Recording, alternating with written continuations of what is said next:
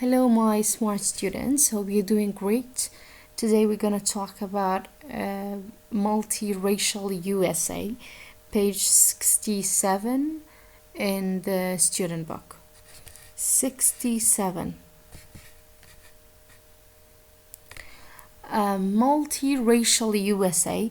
The Native American people came to the USA from Asia 25,000 years ago through what's now Alaska. وتخلقي رسني أمريكا هاتيتن لبو USA لآسيا وهاتين لبو USA خلق رسنكي أمريكا لبيشتوبين سال برلستا كاستبيدوتري ألاسكا. People from Scandinavia first sailed to the North America 1,200 years ago. واتا خلق لاسكندنافيا لأنه اسكندنافيا كان بلم بكشتي يعني رقي درياي هاتيتن لبو نورث أمريكا واتا هاتيتن بشي باكوري أمريكا 1200 سال برلستا. The Spanish followed 700 years later. واتا خلق إسبانيا دواتر فولويان كرديا أواني شاتينا 100 years later. واتا تن صالك دواي أوان هات صال دواي أوان هاتينا in around 1500 the Spanish called the Native Americans Red Indians because they thought they were in India. خلقي إسبانيا بان دوترا the Native Americans بان دوترا خلقي رساني أمريكا Red Indians واتا هندي السورة كان لبروي أوان بان وابو أوان لهندستان وهاتينا the Spanish خلقي إسبانيان بلان بان دوترا هندي السورة كان تكا بان ولهندستان وهاتون وخلقي رساني أمريكاشن أوانيش. Immigration from Europe grew rapidly over the next 200 years.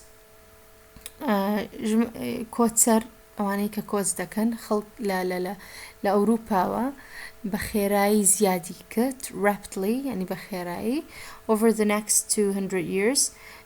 دواي دو هزار سال بورن 200 سالي دواتر and people came from Britain, French, Holland, Germany and Sweden وخلقيش لبريطانيا وفرنسا وهولند وجرمانيا وسويدو دهاتن. The Europeans choose to sail across the Atlantic to North America وتخلقي أوروبا تيان هربجار رجاء أيان هربجار لبوي ببرنا بأتلانتيك to الأتلانتيك ولبو باكوري أمريكا. But many millions of Africans came to the USA when they didn't want to. وتأخر كي مليونها خلق لأفريقيا وهاتينا لبو USA لكاتك دانا عندويست يعني بعرزو خوانا ببالام هاتينا. They were slaves and worked on farms. وتأوان slave بونا كويلة بونا ولا farm إشيان كردية لكيالغا كان. Slavery didn't end until after the American Civil War in 1864.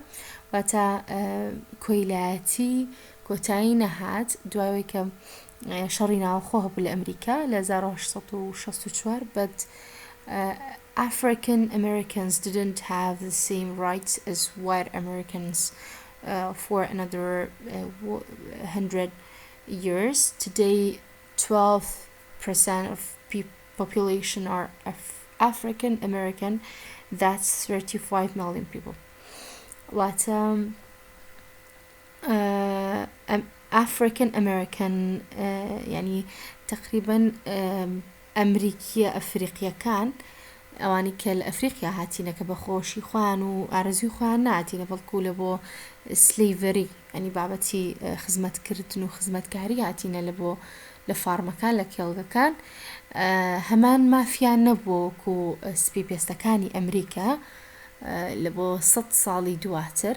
ئێستا 12 لە سەدای دانیشتوانی ئەمریکا ئافریکن ئەمریکەنن، واتە خەڵکی ڕەسەنی ئەفریقانە کە ئەو کات لە بۆ سلێڤەری هاتینە بە منبەستی سلێڤەری.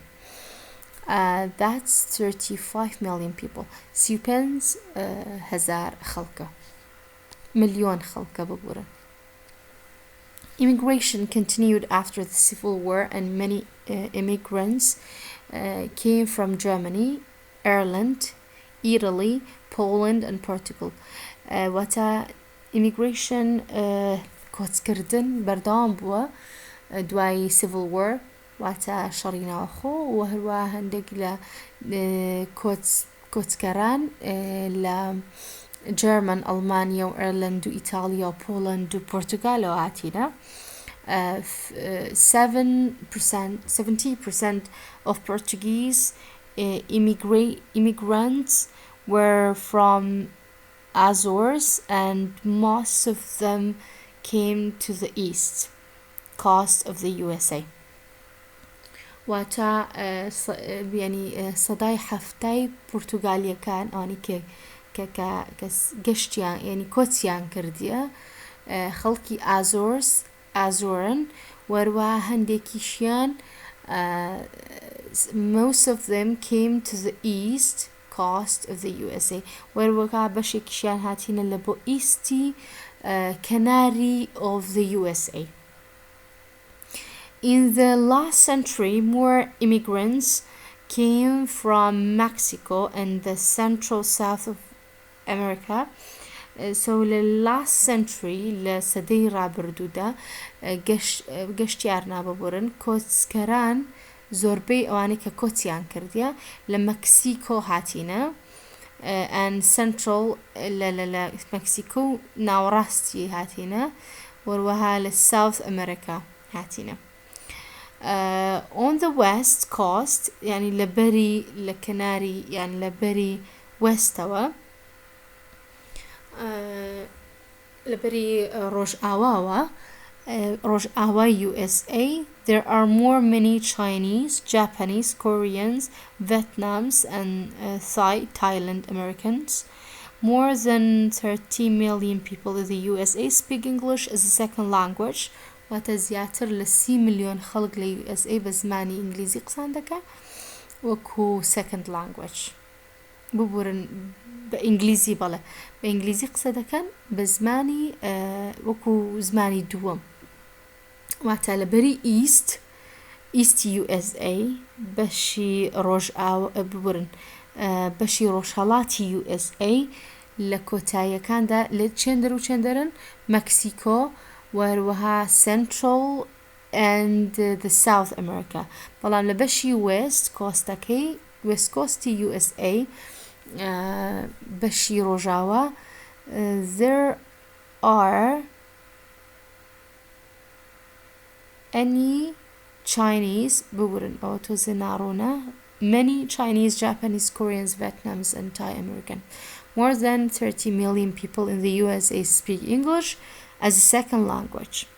This rich variety of people with their different histories, traditions, vessels, languages and food is what makes the USA in the 21st century special. أو همجورية لخلق تكل كردني ميجويان و دستوريان و تقاليد و عادتيان فيستيفالەکان یان زمانیان خواردنیان ئەوەی کە ئێستا USA ئەمریکا ئێستای 21 سەدەی 21 تایبەت کردووە. Hope you enjoy the lesson and have a great day. Thank you for listening.